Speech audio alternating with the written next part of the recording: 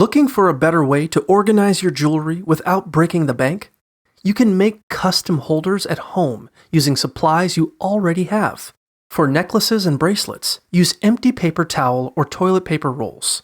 Paint or glue fabric or vinyl around the roll and hot glue it horizontally to a candlestick or vertical tube. Decorate with faux flowers for an elegant look. For earrings, necklaces, and bracelets, use decorative branches. Attach the branch to a wooden plaque or a wooden bowl. Spray paint for a striking look. An old grater can be transformed into an earring holder by cleaning and painting it.